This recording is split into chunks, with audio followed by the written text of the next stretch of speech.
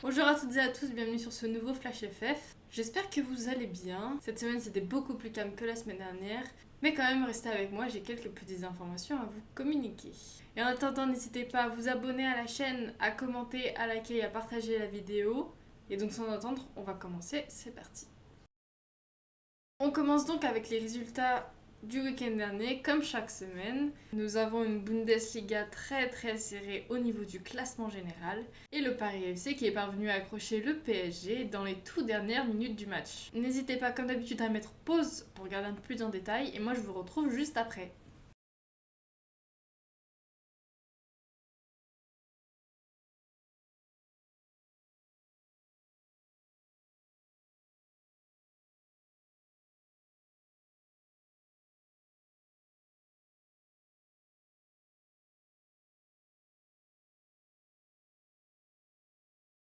On revient sur la rencontre entre le TFC et le LOSC lors de la 10e journée de Second League. Le match s'est soldé sur un match nul de partout et pour l'occasion 7402 spectateurs avaient fait le déplacement. C'est un très beau nouveau record d'affluence pour un match de Second League. Et pour rappel, Toulouse est actuellement 3e et Lille 5e. Les derniers matchs de poule de la Champions League se sont joués les 12 et 13 décembre et nous avons donc nos 8 équipes qualifiées pour les quarts de finale. Cette 6e journée marque aussi le retour sur les terrains d'Ada Egerberg après un an d'absence suite à une blessure. Elle a d'ailleurs marqué le premier but de l'OL pour l'occasion. Et autre but puisque Eugénie Le Sommer a marqué son 50e but en Champions League, ce qui fait d'elle la 3e meilleure buteuse de la compétition.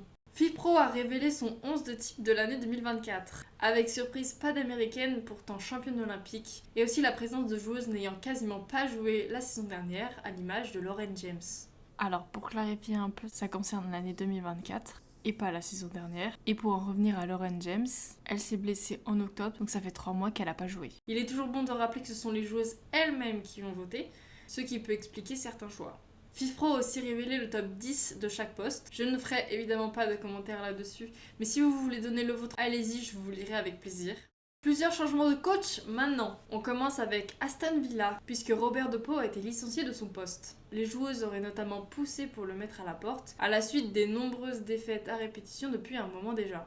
Le coach intérimaire Sean Gotter a assuré avoir besoin de résultats immédiatement. En effet, Aston Villa est 9e du classement général de la WSL à 1 point seulement de la zone de relégation. À l'international maintenant, puisque Aileen Gleeson n'est plus la coach de la République d'Irlande. Après seulement un an à la tête de la sélection, l'Irlandaise est évincée à la suite de la défaite contre le Pays de Galles et par conséquent à la non-qualification à l'Euro 2025. Pedro Martinez-Losa n'est lui plus coach de l'Écosse, puisque lui non plus n'a pas réussi à qualifier son équipe pour l'Euro de cet été. Du côté des Japonaises, c'est Nils Nielsen, ancien entraîneur danois de l'équipe de Suisse et du Danemark, qui prend la relève. Il succède à Fukoshi Ikeda, remercié après la défaite en quart au JO 2024. Le nouveau classement FIFA est tombé et on l'attendait avec impatience. Le voici et vous vous demandez sûrement où est la France. Eh bien sachez qu'avec les défaites à répétition, elle se situe au pied du podium à la 11e place. Ce qui signe la pire place au classement FIFA pour nos Bleus depuis le début de son histoire. On finit avec les trophées remis aux joueuses de l'année par les fédérations. Marie-Antoinette Katoto est notre lauréate française, tandis que Caroline Graham Hansen l'est de son côté avec la Norvège. En Allemagne, c'est Julia Gwyn qui a été élue par vote du public. Et en Suède, pour finir, ils ne font pas les choses à moitié puisqu'ils dévoilent la meilleure joueuse par poste. Ainsi, Jennifer Falk est élue meilleure gardienne, Nathalie Bjorn, meilleure défenseur, Philippa Angeldal, meilleur milieu de terrain. Pour le moment, nous n'avons pas de lauréate pour les attaquantes, mais cela ne saurait tarder.